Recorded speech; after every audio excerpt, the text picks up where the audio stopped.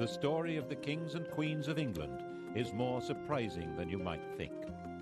It's a fine drama, 1,000 years of tales of lust and betrayal, of heroism and cruelty, of mysteries, murders, tragedies, and triumphs.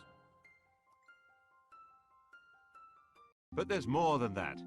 This episode begins with a king of England who ruled for over a year, but who simply vanished from the record. And it ends with a boy whose claim to the throne was based on fictions that became historical orthodoxy. We begin in the year 1216, in the reign of King Louis of England. Yes, King Louis, not the most famous king of England.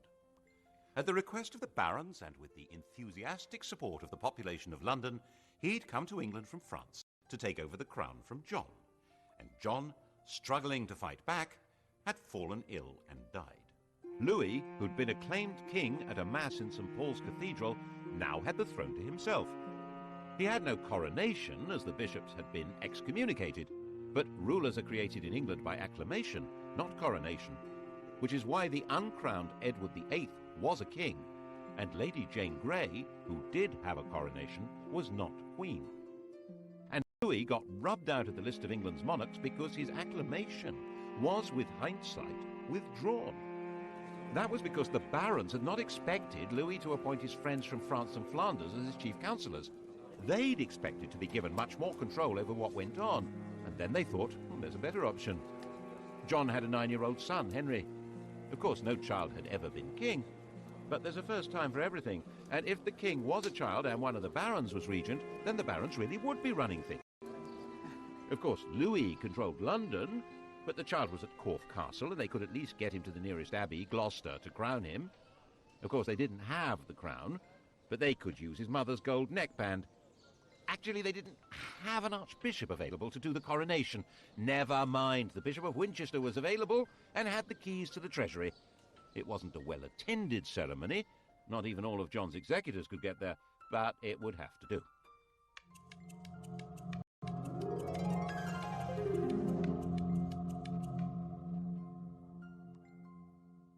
Naturally, little Henry III was not actually exercising the powers of king. That was the job of a baron, the regent.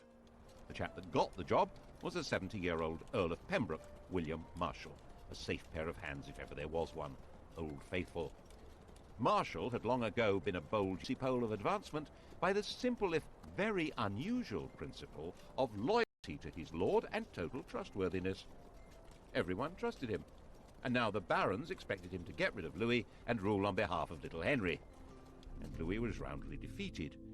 In the end, he agreed to go back to France and agree he'd never been King of England at all. And all the barons and bishops who'd acclaimed him as king agreed that they'd never done anything of the sort. Everyone became patriotic. For the first time since the Norman conquest, the French were being described as foreigners, looting the English. The barons all spoke French, and they had nothing in common with the villeins on their lands, but they were beginning to feel English. And William Marshal reissued Magna Carta and said that all the old laws and rights of England were exactly what Henry III wanted to uphold. William Marshal died, the grand old hero of England, in 1219, and Henry was given a proper coronation at Westminster the following year. As Henry grew up, the barons and bishops had no intention of letting him get away from them. He learned to do as he was told, and that pretty much defined him as a king. What the barons and the bishops hadn't thought about was that one day he would be listening not to them, but to his wife. Perhaps one of them should have married him. Instead, in 1236, he married Eleanor, a younger daughter of the Count of Provence. He was 29, she was about 19, and she wrapped him round her finger. She arrived with her uncle, who immediately started running the king's life and carted huge amounts of treasure off to his homeland. Then she got another uncle installed as Archbishop of Canterbury.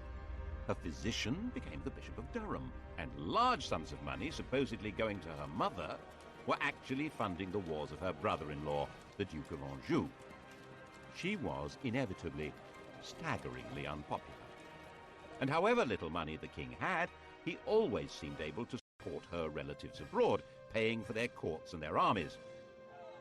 In 1263, the population of London rose in rebellion. Their targets were Flemish bankers, Jewish financiers, and Queen Eleanor. She was in the Tower of London, London's royal palace, and got away from the Watergate to slip down the Thames to Windsor. As her boat approached London Bridge, she was pelted with missiles by a crowd shouting, "Drown the witch!" She managed to get back to the safety of the Tower. The kingdom had become ungovernable, at least by this king and queen. This was not the same country it had been in 1066. Towns had grown, trade had grown, London had grown. With the barons losing influence and Londoners angry, the crown itself was in danger. England was on the... A Frenchman on the make. The charming, clever younger son of a powerful and ruthless Norman lord, a chancer with style, Simon de Montfort. France was now ruled by King Louis's widow on behalf of their young son. She was a shrewd woman who decided that young Simon was dangerous stuff and forced him to escape abroad. He'd come to England in 1231, when he was about 23, intending to recover land his family had lost years ago. And he was really good at it. He became the best of friends with the impressionable Henry in no time, and Henry's sister fell for him. In 1238, they were married, and he was given back those lost family lands. He was Earl of Leicester. The English were suspicious of foreigners, so Simon completely converted into an Englishman. In 1239, Henry and Eleanor had a son. Simon sponsored the baptism. They chose the name Edward, after the great Anglo-Saxon king Edward the Confessor. This French royal family had adopted English patriotism. But as the political crisis deepened, Simon became increasingly committed to the total reform of government. Eventually, the crisis became a full-blooded civil war, and by the time the war ended in 1264, Henry and his son Edward were Simon's prisoners, and he took over the country. Simon now set about inventing an entirely new form of government, one which was based on the deeply rooted English principle of consent. In 1265, he summoned a meeting of the country, a parliament, at Westminster, to endorse his government. He summoned not only barons and bishops, but also 2 knights from each shire, and, most extraordinary, representatives from all the boroughs, the towns. He said he was acting in the king's name, but the king didn't have much to do with what was going on. In fact, Simon had established what we might see as a modern state. There was a written constitution, a symbolic king, a powerful leading minister, and there was a parliament with representatives of the church, the countryside, represented by great landowners and gentry, and of towns. We might see it like that. They didn't. To most people at the time, this was clearly the tyranny of Simon de Montfort. By now, Prince Edward was a grown man, 25 years old, and it was his job to overthrow this tyranny and restore the crown. First, of course, he had to escape imprisonment at Hereford Castle. The prince was allowed to exercise his horse on the common, so he wore out his guards' horses, racing with them, and then jumped onto a fresh horse that had been brought for the purpose and disappeared into the distance. What followed is into pieces. Henry was back on his throne, but it was Edward who was now running the country. This tall, muscular warrior, he was called Longshanks, had the military skill to crush the remaining rebels and the good sense not to punish them afterwards. He understood how to make peace and accepted the proposition that the king must respect legal limits on his power and consult with the nation. He also habitually spoke English, the first royal to do so since 1066. Parliament made him the steward of England. De Montfort's revolution had left its mark.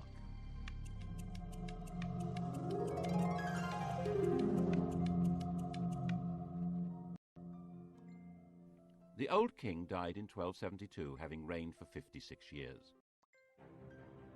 Edward's main interest in life was chivalry and warfare. His natural costume was armor. It had been since he was a child. When Henry died, Edward was out of the country on crusade. He came home to be crowned with his queen, yet another Eleanor, in 1273. The daughter of the King of Castile, she'd already borne Edward 6 children. They would have 10 more. England now had something like a settled system of government. Edward confirmed the existing charters, including Magna Carta, and was able to leave the business of government and justice to his council and judges. His main concern was how to gather the money to conduct his military interests without provoking more rebellions. He hit on a brilliant policy. He invented nationalism. To demonstrate that his kingship was rooted in English tradition, he and Eleanor conducted the most remarkable ceremony at Glastonbury in 1278. In 90, the monks of Glastonbury had found graves which were believed to be those of King Arthur and Queen Guinevere. The bones had been placed in the Lady Chapel. Now, 88 years later, King Edward carried the bones of Arthur and Queen Eleanor those of Guinevere. They put the legendary remains in a magnificent tomb in the main church. Edward presented himself as a new Arthur. All this was part of a wider campaign to give his kingship the power of myth, and so unite the country behind him. This unity was going to be needed when he claimed supremacy over all Wales. It worked. When the Welsh princes rejected his claim, he was able to raise the money to make an enormous military effort. He became the first English king to totally conquer this mountainous territory. One of its princes, Llewellyn, was killed in battle. His head was mounted on the Tower of London. They were hanged, beheaded, and quartered. This was a savagery previously unknown in English law. The English system of shires and hundreds was now extended to cover all Wales, and the conquest was emphasized by huge state-of-the-art royal castles like this one at Carnarvon. Edward's war chest was based on a new source of royal finance. In 1275, Parliament granted him the right to charge customs duties on wool. See how useful it was having a parliament, with merchants to agree to taxes. Nevertheless, popular rhymes suggested trouble was brewing. The king he wants to get our gold, the queen would like our lands to hold. His war chest had come from Jewish moneylenders, but now they had no more to give. Never mind, the Jews could serve another purpose. Italian bankers would provide advances on the customs duties and collect the taxes themselves, and Edward could unite the country behind him in persecuting the Jews. 650 years later, the Third Reich would adopt his entire program. First, Edward decreed that they were a threat to the country. Their movements and activities were restricted. To identify them easily, all Jews were obliged to wear a yellow patch in the shape of a star. Next, he arrested all the heads of Jewish households. Over 300 were taken to the Tower of London and executed, while others were murdered in their homes. Finally, in 1290, the king banished all Jews from the country. By now, the armored overlord was a national hero. When his wife, Queen Eleanor, died in the same year, worn out by childbirths, his own grief was turned into a major display of national mourning.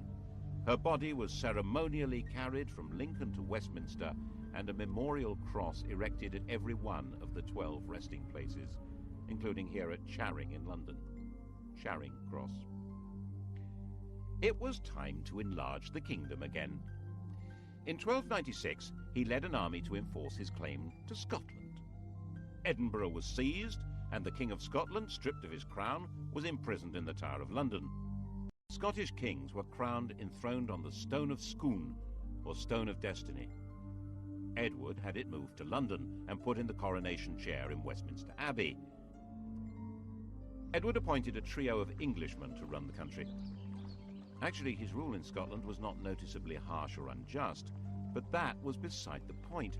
His own conjuring of the demon of nationalism was turning against him. Ordinary Scots began to discover a feeling of national identity. A popular Scottish resistance movement grew, led by William.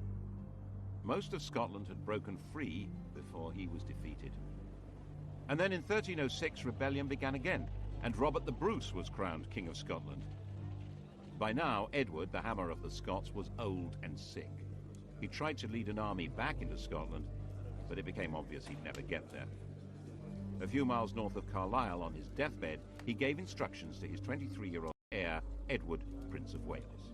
100 knights were to crusade carrying his heart. The army should carry his bones to defeat Scotland, and the prince was not to have anything further to do with his very, very close friend Piers Gaveston. The king was dead. Edward II was ready to party. Edward was physically tall and muscular, but his similarity to his father ended there. He had no interest in being a warlord. His father had taken him on campaign, but the prince travelled with a pet lion and a troupe of Genoese fiddlers. Edward I had tried to change his character by assigning him a charismatic squire who was good at tournaments. This had backfired spectacularly. Edward and Piers Gaveston had fallen in love. Gaveston was banished, but obviously he was now coming back.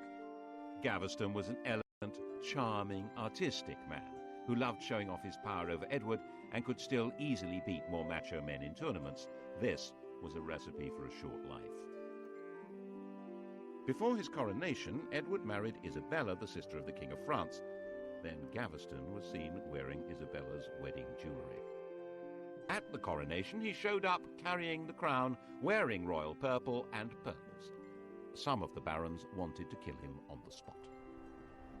Eventually, of course, they did kill him, here at Blacklow Hill in Warwickshire, having chased the king and Piers round the country.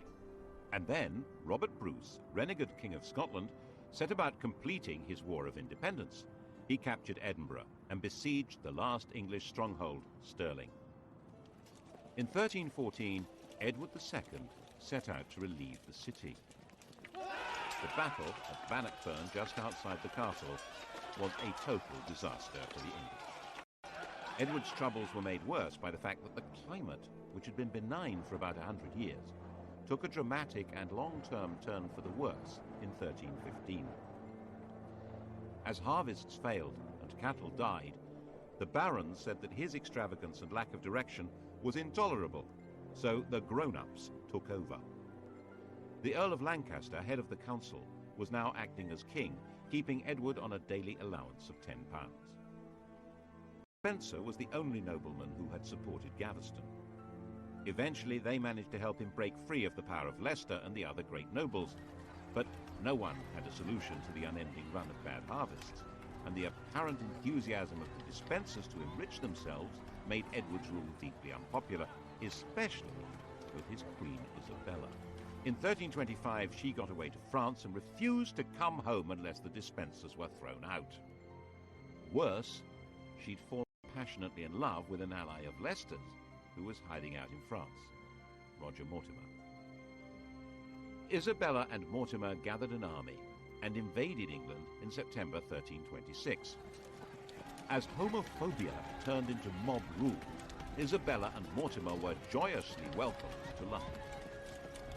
In a few months it was all over. The elder Despenser, almost 90 years old, was hanged without being given time to take off his armour. The younger had his genitals cut off. Then he was disemboweled. The object was for Isabella and Mortimer to rule in the name of her 14-year-old son. But the boy refused to accept the crown without his father's consent. So Edward, dressed in black, was deposed in a solemn ceremony. The steward of his household broke his staff of office. He broke down and cried. He was eventually moved to Berkeley Castle, where he was encouraged to die as soon as possible. He was denied sufficient food and clothing, he was prevented from sleeping, he was crowned with a crown of hay and shaved with ditch water. Isabella, generally known as the she-wolf of France, reproved the guards for their mild treatment. Since he would not die by himself, he was murdered in his bed on the 21st of September. It's said that he was raped with a red-hot poker. His dying shrieks were heard throughout the castle. Her homophobia had allowed Isabella and her lover Mortimer to brutally and illegally depose Edward II. That didn't make them heroes for long. Edward III, in whose name they ruled, was their prisoner. But in 1320, when he was 18, he broke free. They were staying in Nottingham, and he put together a plot to lead a band of armed men into the castle through an underground passage. They seized Mortimer and Isabella. Mortimer was hanged. Isabella shut away in Castle Rising in Norfolk.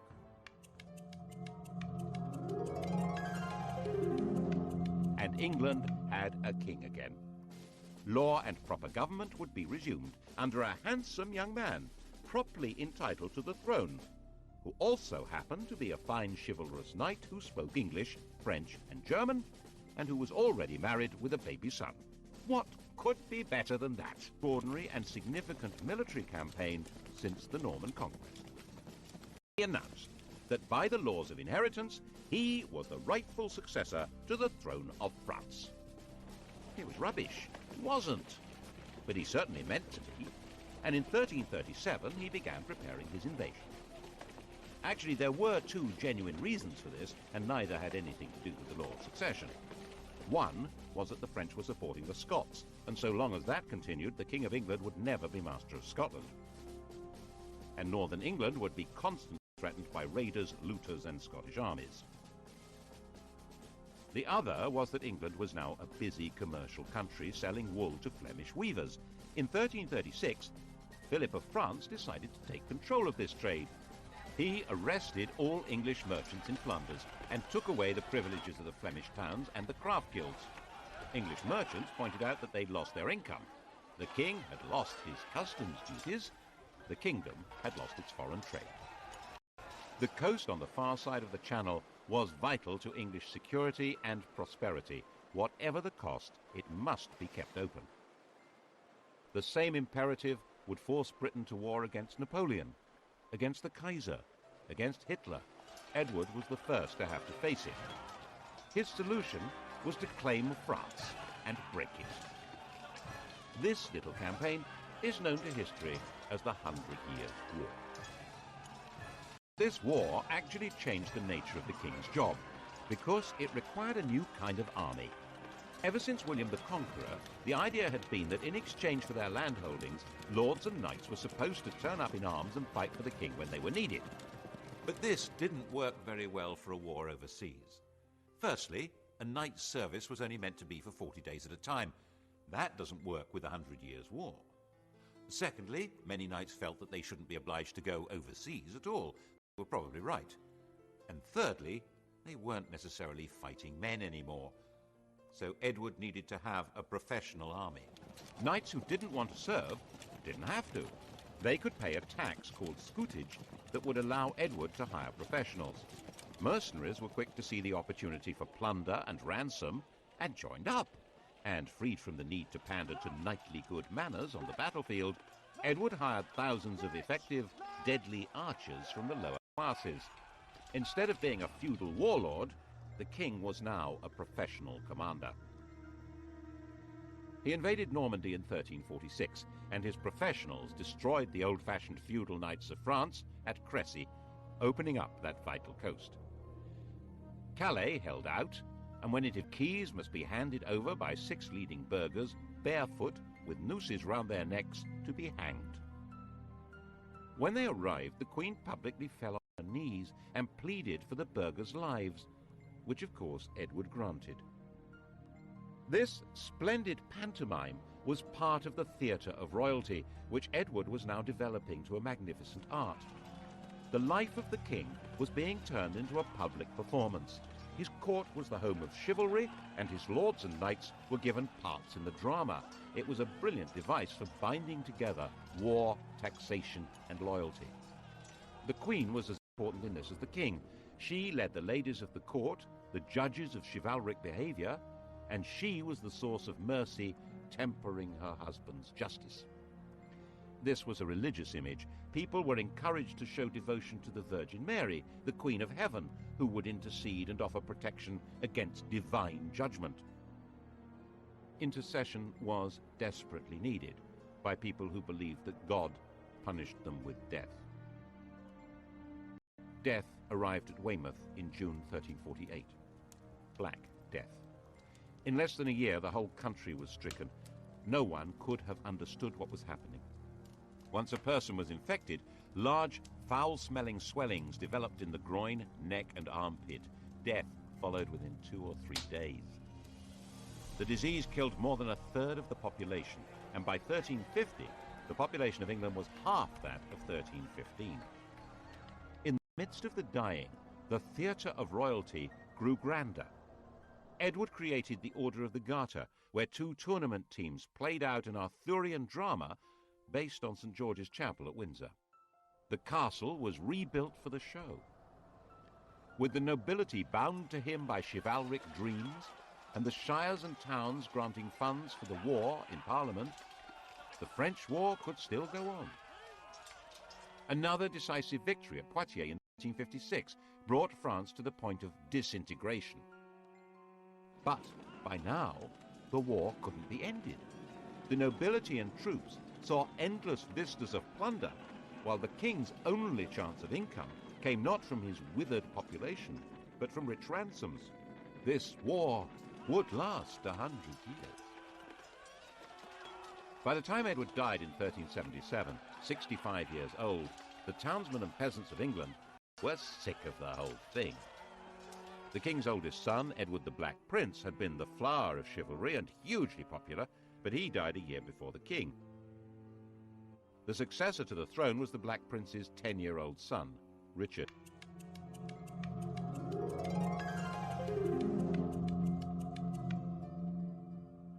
The war had by now turned against England. The French were ravaging the English coast. The shrunken working population demanded proper wages. They had no interest in performing feudal duties on the land, while desperate landowners needed more than ever to enforce them. Gaunt's government needed money and tried to raise it from a poll tax, not understanding that the population was far smaller than before. When they failed to raise the money they'd expected, they tried again, and England erupted. Lords, nobles, bishops, get rid of them all. Who needs them? When Adam delved and Eve span, who was then the gentleman? The so-called Peasants' Revolt of 1381 was actually an uprising of the respectable people of towns and villages across England. Its aim, at least for the rebels that captured London, was an end to lordship in church and state. Just one archbishop and a king. Specifically not, they added, a king called John. They detested John of Gaunt, who went into hiding. The dramatic moment, of course, was the meeting of Richard and the rebels at Smithfield on the 14th of June. The rebel leader, Wat Tyler, was talking to the king when the mayor of London cut him down. The rebels immediately drew their bows, and the king, now 14 years old, rode forward to calm them. I will be your captain. Come with me into the fields, and you shall have all you ask. And they dispersed as he told them. It was an astonishing lesson in the mysterious power of kingship. The rebels should never have trusted him, of course.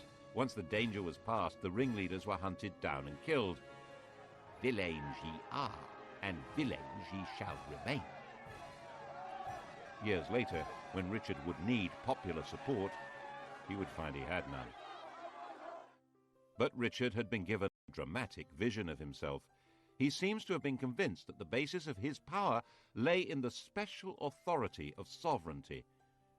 He was the first English king to have portraits made.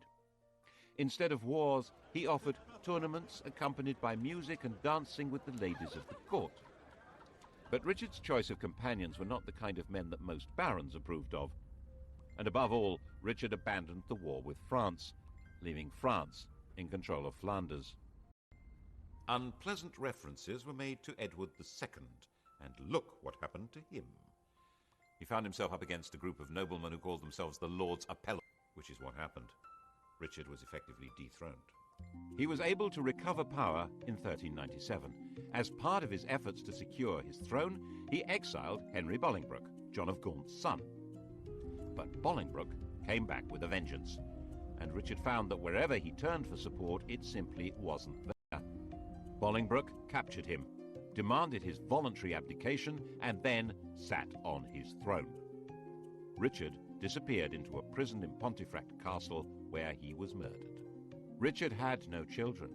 The line of the Black Prince, Edward III's eldest son, had come to an end. The proper heir to the throne was an 8-year-old boy called Edmund, living in Ireland, the great-grandson of King Edward's second son. Henry's father was the third son, so Henry was certainly not heir to the throne.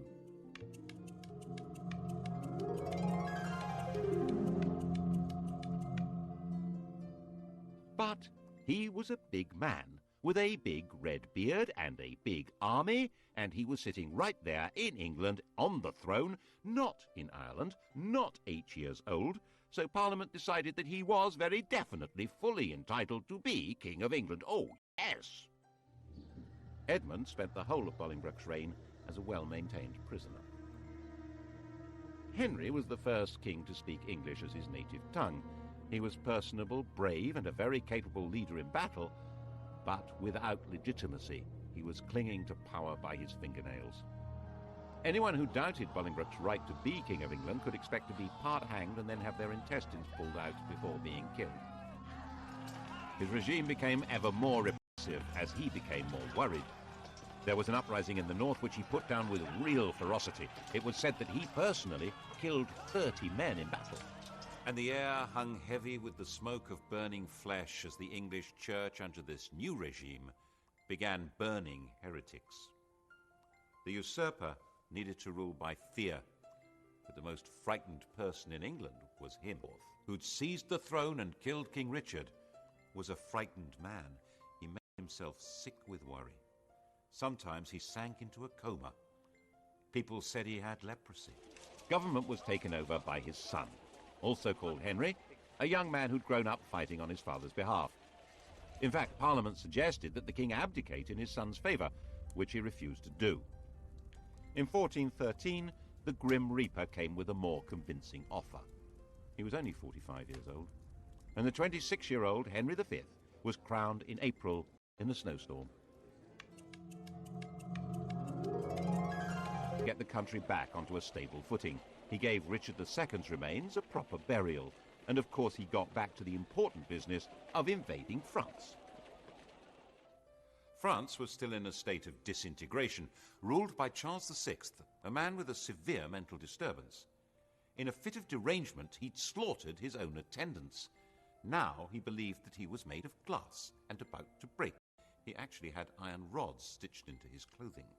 It was easy meat, and Henry's overwhelming victory at Agincourt in 1415 destroyed much of France's aristocracy. The English king was now in control of Paris. Charles, very fragile, agreed to acknowledge Henry as heir to the French throne. This meant disinheriting his own son, the Dauphin. And Henry took Charles's sister, Catherine de Valois, as his bride. What a great place to end the story. England safe, Edward III's plan to take over France brought to fruition, a genuinely popular king, and they all lived happily ever after. Not.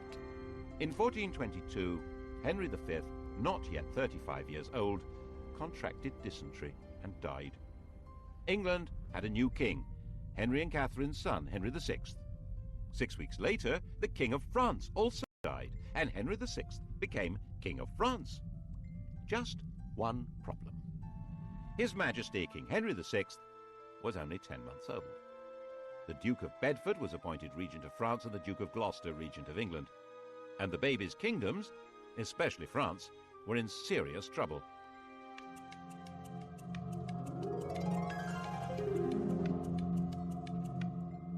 The Dauphin wanted his kingdom back, and everything the English had done, ravaging the countryside, destroying all authority and stability, could have been calculated to create a passionate nationalism. It was entirely natural for people to believe that Joan of Arc was on a divine mission to drive the English out of France and give it its rightful king. Under her inspirational leadership, the Dauphin's forces took over Orléans and Reims, and he was crowned King of France in Reims in 1429. Little Henry still not been crowned king of anything. Something obviously had to be done about that, so later the same year, now 7 years old, he had a coronation in Westminster Abbey. The idea was then to get him to Reims, where kings of France are supposed to be crowned. But that just wasn't safe, so he ended up being crowned King of France in Paris. It was all a mess. In fact, English forces were now fighting a losing battle. The new factor in the equation was gunpowder. Cannon and handguns changed the whole nature of warfare. And Henry was was his job to lead the English forces in battle. They were finally destroyed at Castillon in 1453. The 100 Years' War was over. England was left with no possessions in France except Calais. But Henry's problems had barely begun. The taxes needed to fight the war and corruption among royal officials meant the country was disheartened and angry, and the issues of legitimacy that had lain pretty dormant in England since Henry Bolingbroke usurped the throne were now coming out of the woodwork. Richard II had been the last legitimate king of England, if there was such a thing. He'd been succeeded by his murderer, Henry Bolingbroke, the father of Henry V, the grandfather of Henry VI. They were all descended from John of Gaunt, Duke of Lancaster. But that wasn't the legitimate line of descent. John of Gaunt had an elder brother, whose descendants were still alive. The rightful king of England had not been Henry IV, but Edmund, the Earl of March. And now that Edmund was dead, it was his nephew, Richard, Duke of York. Edmund had carefully and probably wisely never made a point of making his claim. Henry IV and Henry V had been seriously powerful men, but Henry VI wasn't in the same league. His interest was not in war, but in learning. He founded Eton and King's College, Cambridge, and he was a gentle, pious man. There were men who believed that he was more a saint than a king. Richard, Duke of York, now 40 years old, decided that it was time for the crown to fall into his hands. His claim was supported by most of the barons of southern England. The northern barons felt all this was codswallop. They had the right to choose their king, not be passed like slaves to whoever inherited them. And then, quite suddenly, in the summer of 1453, the king went mad. He probably inherited the strain of madness in his mother's family, the illness that had racked Charles VI.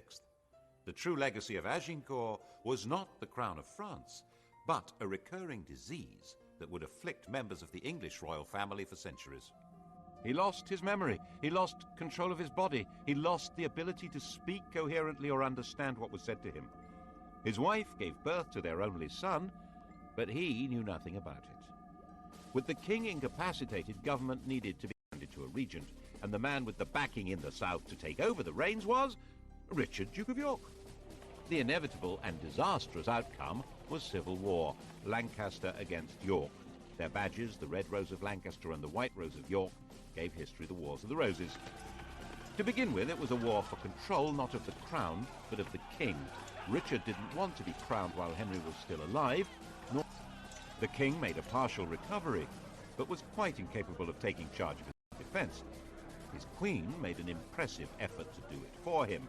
Margaret commanded in the Battle of Wakefield in 1460, when Richard of York was killed.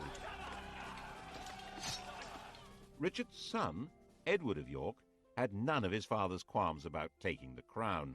In March 1461, Edward, without any parliamentary approval, had himself crowned Edward IV.